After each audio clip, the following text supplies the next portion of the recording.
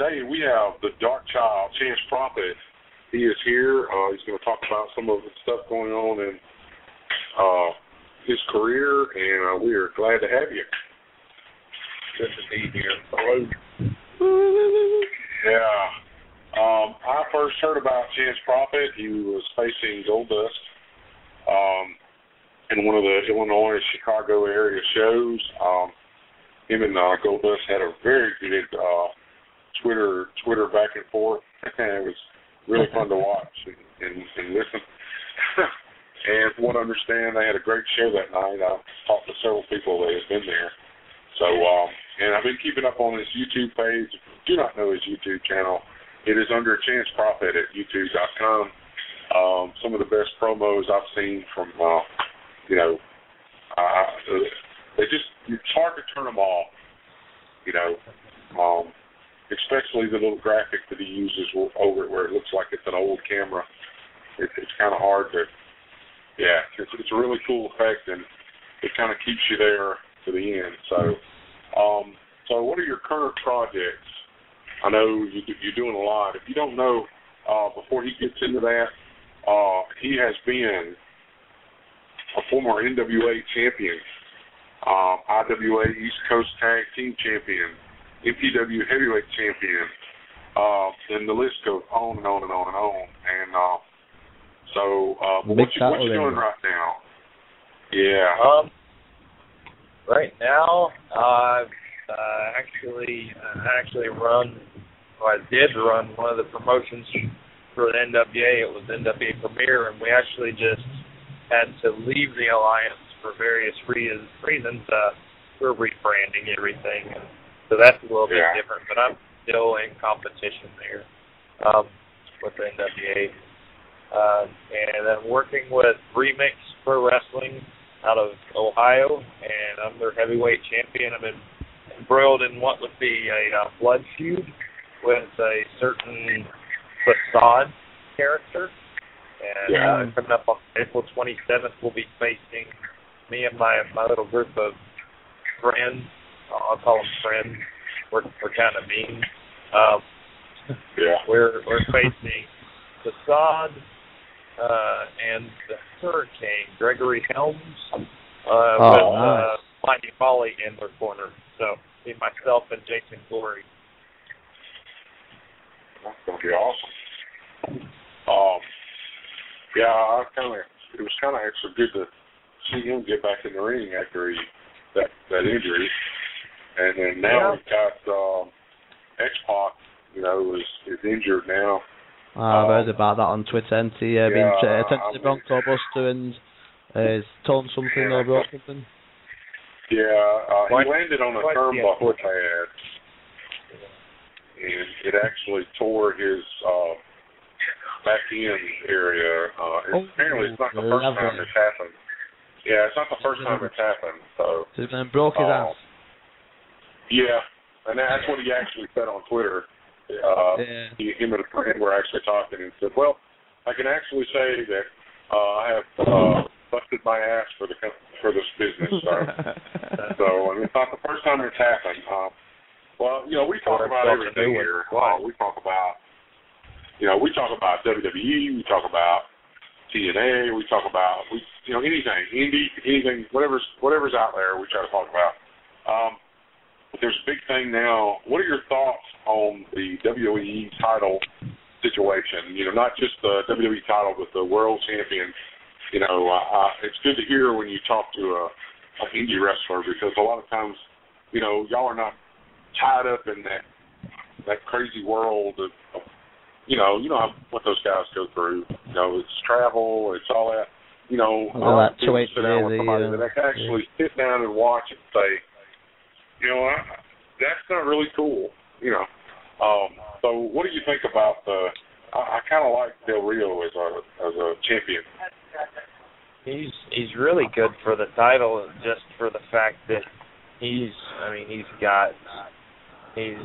lineage is great, his in-ring work is solid, and his character is over the top. It's great. As for the WWE title situation, it's really great for business, but it's not good for the championship whatsoever. It just ties it up even longer for anybody to try to accelerate their career and climb to that next level. Yeah. You know, when Del Rio come out, I'm gonna be honest, I was kind of down on it. Mainly because it wasn't really his fault. It was the fact that they were trying to make him a heel. Yeah. And, you know, you can't have somebody be a heel when he's got a valet or he's got a partner or a buddy or something, you know, somebody's working with him that's so popular. Because Rodriguez is really, really popular. Now, I've thinking, seen a lot of his stuff on YouTube. He's rather good. And maybe they actually listen to the show, hope, knock on wood, you know, because we talk about it pretty much every week. And, you know, speaking of Indy and you know, FCW and some of the other, you know, I would take their time because I pretty much know when Rodriguez gets hurt to start looking for his Chimera's Rage account to start tweeting. Because sure enough, after he got the ankle injury, he was tweeting his Chimera's Rage and showing pictures of him wrestling in FCW shows. So I truly think it would have been a cool time to bring him in, you know, to help out Del Rio, but I know they have to wait, you know, and, you know, it's all about politics and, you know, well, it's got to be the right time. I've actually heard Vince McMahon in an interview actually say, well, you know, we've got to do everything at the right time. You know? Now, of course, he was not Mr. McMahon. He was actually Vince McMahon, the owner of WWE. He was not in character, so he was actually being serious. Everything's got to be done at the right time. But I actually like his Chimera's Rage. I've watched some of his YouTube too, and but now I know that you were TNA had the gut check, which I know that you were in a bracket and got a huge crapload of votes. I mean, you were kicking tail. And I know apparently there's been some, how would you say, foul play or some people using a glitch to actually get votes that they really didn't earn. We could be really nice and say they were cheating. Yeah. Well, you know, I was going to go there eventually, but yeah. They were cheating, you know, so, and, exactly. Yeah, okay. You know, and I kind of watched that unfold, and the fact that one of the reasons why I enjoy your character is because you don't pull any punches. I mean, he went right to him on YouTube. His character, I mean, you know, and it was like something that, you know, you would think that if he was actually in TNA, this was something that they would set up as a promo as part of the show, you know. And it would be great. Well, you know, and my wife would not be mad at me for being on the computer so much either. I've got to brag. I was the first person that Al Snow ever blocked on Twitter. Yeah, I you know, and I've learned. Well, he insulted my wife, and I pretty much told him, and that's one reason why I told David Hero I never went to a TNA show, because I said at the time I was kind of ticked off, and I might have got arrested. I mean, you know, but I found out that, from what I understand, the Al Snow that's in real life is not who's on Twitter. He's trying to be in character.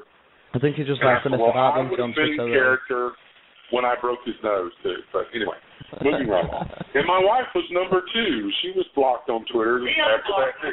Now he unblocked her, but he still had not unblocked me yet. Which, you know, hey. So in your opinion, I know they were going to restart the voting. Yeah. Do you think it's going to be a gut check or a hashtag ripoff? You know, I'm right there in the middle, to tell the truth. They unleashed their big plans, and they've got all the brackets up now. You can check it out on TNA, or it's TNAGutCheck.com, and they've got the Gut Check Challenge. And you can go and look at all the brackets, and they've got it set to where you can only vote for a certain amount of days. So it might work, but then again, I'm in a bracket with a couple of my friends, and one of my friends, Chase Stevens, and that's a real heartbreaker for me and him to be in the same bracket. But he wrestles everywhere and was a part of TNA from the beginning, and he would tell me, he would let me know if he knew anything about it, but nothing said. So it's just one of those things that you never really know. And even after it's all said and done, the only people that's going to know if it's a work or not are the guys that are on the inside, and the guys that already signed a contract and is sitting back and laughing as we make promo videos and try to bleed our hearts on the internet. Well, I wasn't going to talk about the aces and eights. The aces and eights. Am I the only one? Tell me I'm not the only one. I know several people have said the same thing, that just want Sam Crow off of Sons of Anarchy just come out and beat the hell out of aces and eights. I mean, I understand it's actually a good storyline, but the fact that they were so vague about it for so long, and they kept dragging it out. I mean, and it got to be an actual inside joke on most of the, radio shows and stuff that you hear people talk about. I mean, it makes sense that Bully Ray became president because you knew him and Devon wasn't going to go too far away from each other. But I just wish that they would have come to the point quicker. Yeah. In my last week, we talked about, I actually asked TNA a question. I said, now, you've got all these huge people on aces and eights. Who is actually going to go up against them? I myself do not, as far as Hulk Hogan, the wrestling character, I respect Hulk Hogan, but as Hulk Hogan the man, I don't particularly respect. I believe that it's away from the business because he's so old now. I mean, it's just like he's just like, I don't know. He can make a pretty woman. Apparently, something's right. Him and his wife got together. Hulk Hogan is beautiful, But I mean, just think about those kids. They're going to have to, the things he's done, like and God forbid we actually covered the sex tape on one show. We're not going to go there. So move on. It's just like, I'm just wondering if they ever walk up behind him and go, right upside his head, Dad, just shut up. Don't talk. Dad, that we can actually figure out what's going on now. Pose, I don't know. But, you kind of wonder, and one of my favorite wrestling characters, matter of fact, at one point I was not watching wrestling until I saw Sting come out as the Crow. And I'm a Crow fanatic. And I was like, I'm hooked. Got to watch it. Got to watch. I got to see what's going to happen next. And his thing with the Joker on TNA was brilliant. I don't know who came up with it. I don't know if it was him. But whoever it is, he's the greatest. We've got a couple theories. Yeah, I think Keith Ledger would have been proud. I really think so. Yeah. He really handled it all. And it had a little bit of Jack Nicholson's in there. They had the guys with the clown faces on. But anyway, I think now that they're actually getting bigger crowds, they're actually going on the road. They are in the position that WWE was in when they were going up against Ted Turner. So it's going to be kind of interesting to see how they do that. And, me and Dave talk about this if it's not on here, it's on Xbox Live or, through Twitter. Now, as an indie wrestler, and I want to let everybody know, that's not an insult, people. That's something that everyone should be proud of. Because, Goldust even said, he says, that's why I respect indie wrestlers, because they have to work their ass off. They don't have a huge contract. They work, everything they get, they work for. And you can't do a job like that. It's just like you can't be a nurse's aide and not love it, and actually do that job without and enjoy it.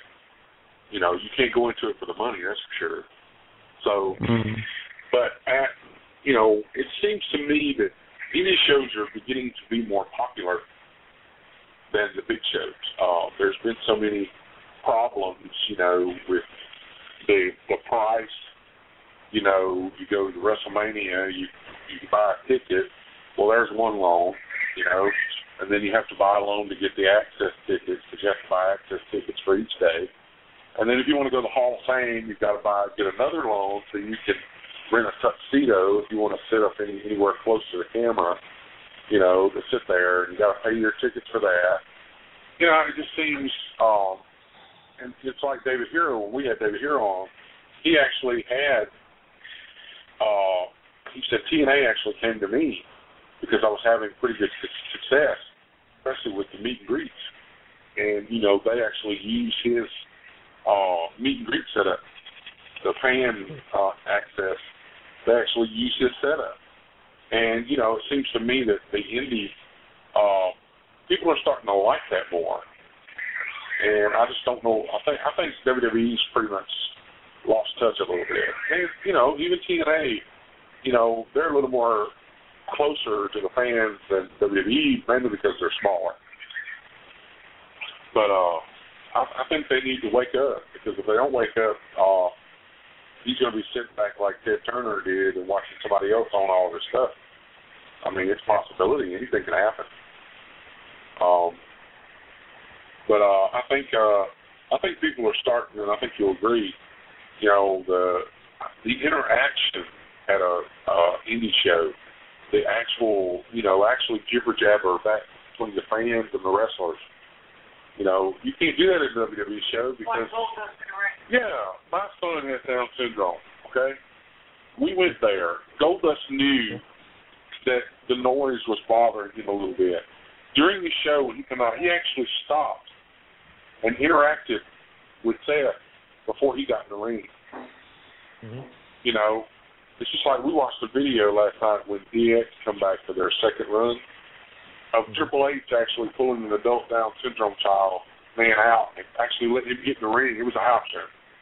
You know, it was on. You know, that's the only reason it was on YouTube. It wasn't actually on TV. But you know, it's the fact that like even the Undertaker or Goldberg would drop out of character when it comes to a handicapped child. You know, they would just stop.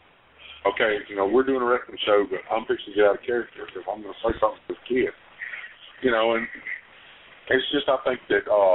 The interaction, you know, the heckling between the fans and it actually makes the show more interesting.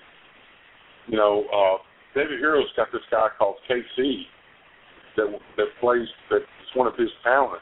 Well, they chant KFC, you know, and I mean, he really plays into it. It actually makes the match more interesting because he's acting like he's ticked off about it, you know, and he really got mad at me because I hollered out, "Don't worry, Popeyes is better." He didn't appreciate that either. But it was made the show interesting. And, you know, I think that, you know, everybody talks about WWE and TNA being the backbone of wrestling. No, I think they're the skin. I think the backbone is the indie wrestler. Because without them, you know, how many people can actually go to a TNA show? Or how many people, you can actually go there quicker than you can.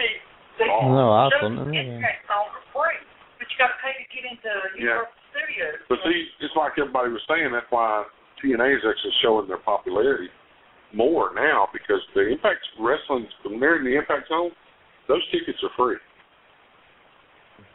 Because you pay to get into Universal Studios, and you can go there if you want to. So a lot of people say, "Oh, look, free.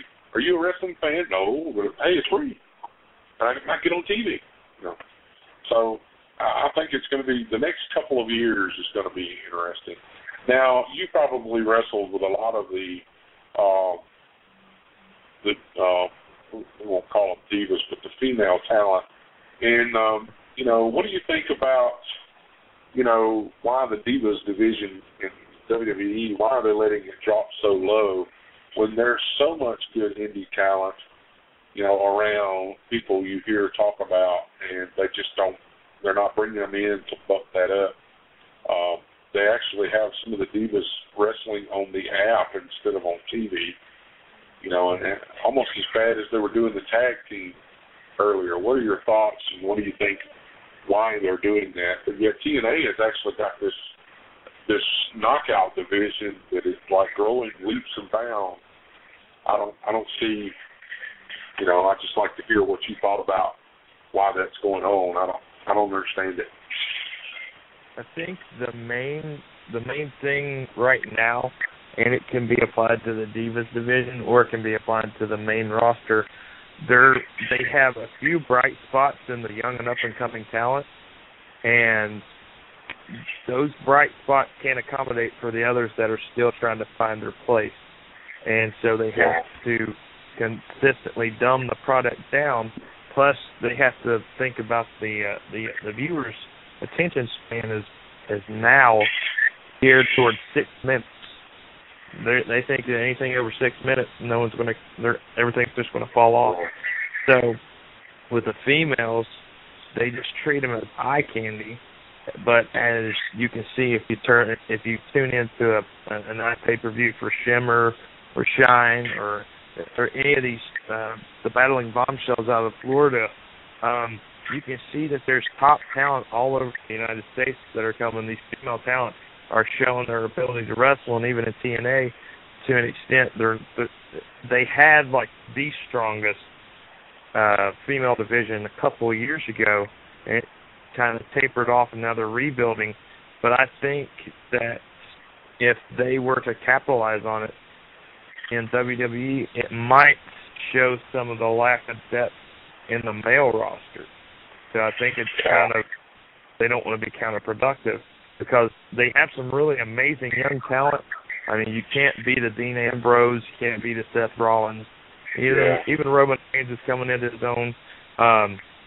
And then you got the Daniel Bryans, who's already established, and he's just made his name. And but you got some of the guys that are just really finding. I mean, if they had to come up like I did, come up on the indies, they would still be working the lower card shows, just learning how to work. And unfortunately, if you have the aesthetics, they'll put you on TV whether you're ready or not, and sometimes it blows up in your face, and sometimes people can just accommodate, they can acclimate themselves, like Roman Reigns seems to do it. Yeah, that makes sense.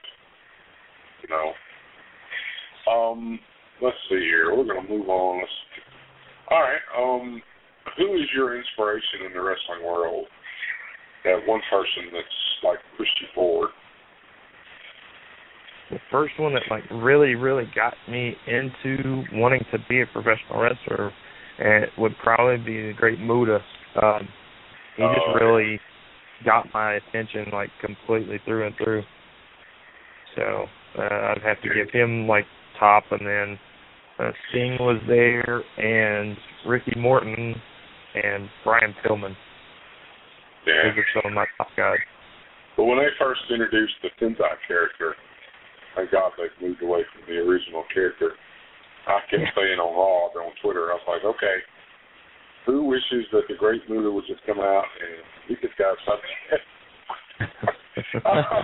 Because, everybody knew it was Albert. And, I understand. He went to Japan, per the storyline. It may be true. But he's still Albert. He's still this big guy that can, and now the Sweet Pea character, I kind of like it a little better than the Lord Tenzai, I was just waiting for that, his follower just to, jump up and start Jackie Channing him, just any time. I would have really thought that was funny. But anyway, moving on. Let's see. If you could have a contract, who would you go with, and does that company deserve a chance? You see what I did there? Had to put in your catch line there. Yeah. Honestly, top choice was it's a tough choice because everyone, and I get all these comments on YouTube videos, people liking my character and liking how I cut my promos, and if I went to WWE, they would change me to somebody else. I would love to work for WWE just because, it's always been considered the top tier. I really wish that WCW was still around, because that's where I always wanted to work growing up. Yeah. So I would probably go with TNA first off. but they would have to really make sure that they made up for this whole gut check thing. The whole gut check experience has soured me, soured a lot of people.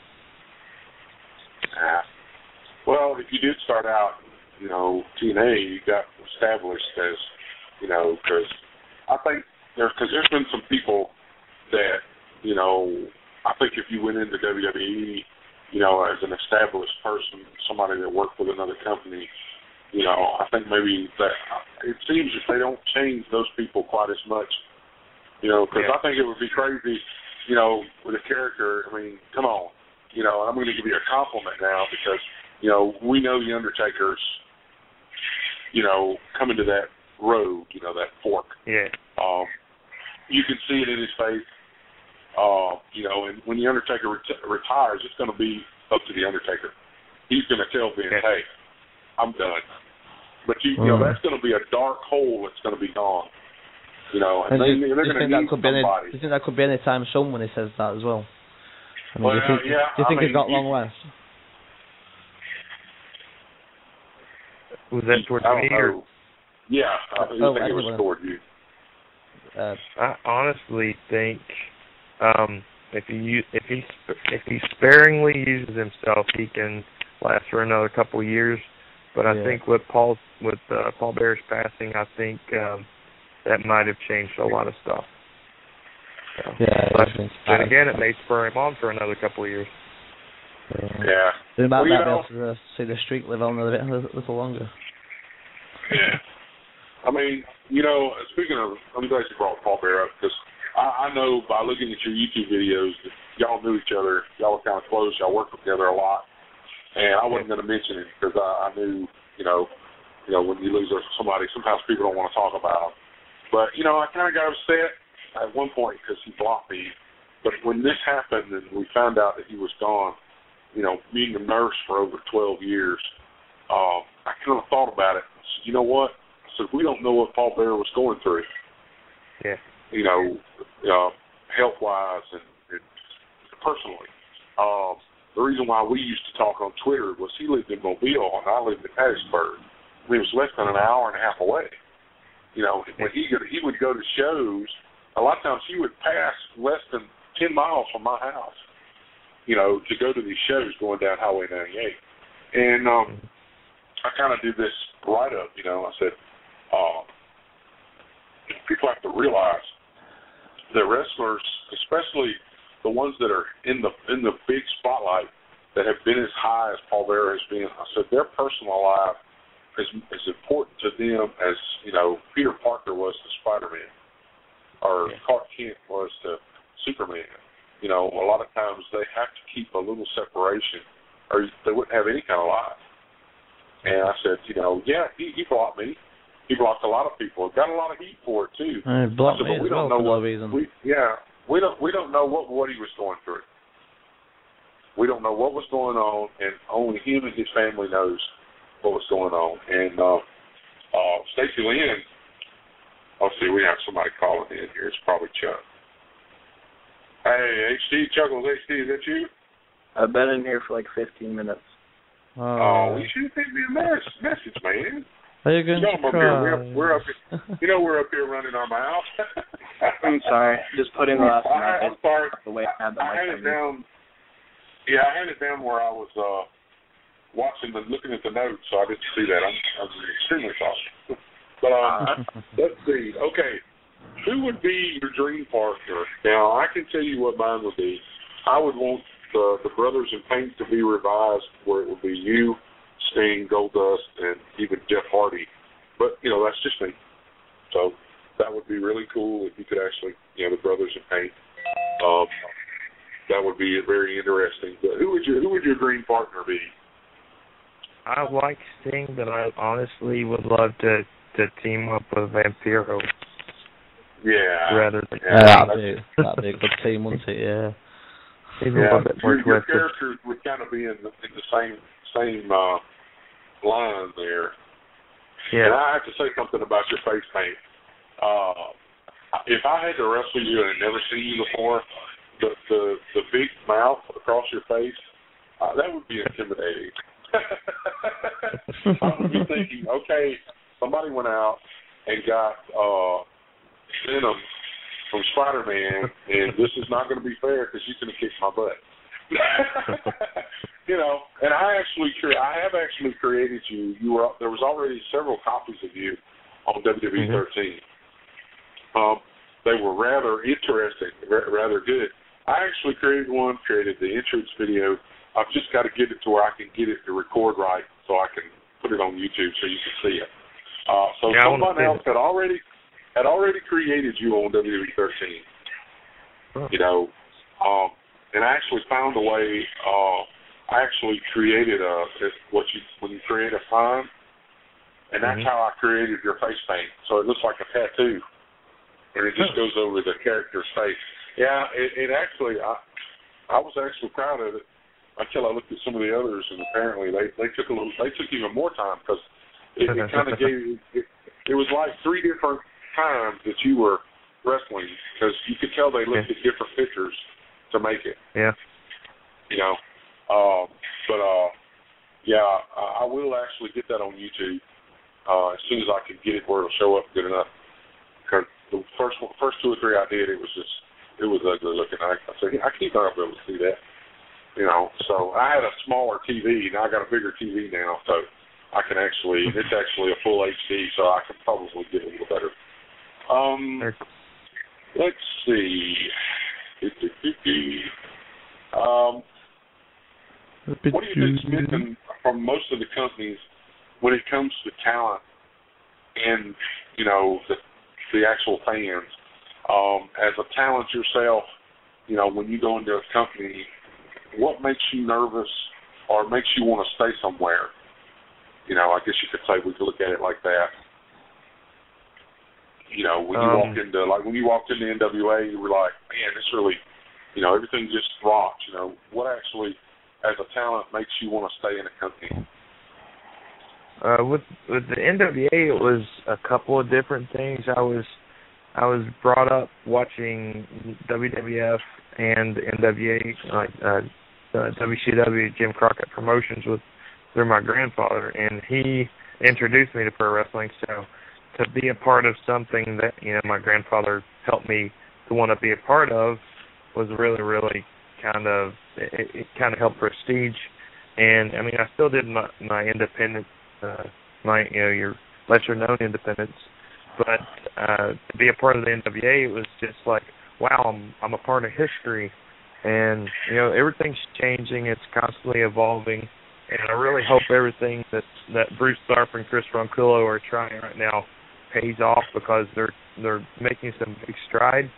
But whenever I go into a locker room, and I've said this on a couple other interviews, and I've said this to the promoter himself, there's one locker room that stands head and shoulders above most of my locker room experiences, and this is no knock to anybody else that I've worked for, but when I walk into a locker room like I did down at Ring Warriors in Fort Lauderdale, Florida, and look around and I feel like, okay, now I'm on a professional wrestling show, because everyone there, you could see the caliber before they even put their boots on.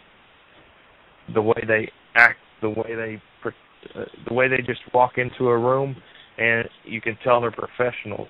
They might cut up or anything, but you can tell that, you know, this is their job, this is what they've fought for, that what they've trained for, and what they've put the time in for.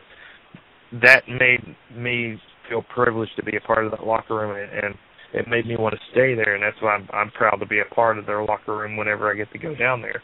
But that's what I look for in a company. It's not particularly a pay date. I mean, there are great promotions all over the country that, you know, don't have the budget that some of these guys do. But if they portray themselves in a real manner, and they have professionals there that are willing to put themselves on the line and just give the fans 100%, then I'm down for being a part of it. Cool. I'm going to try to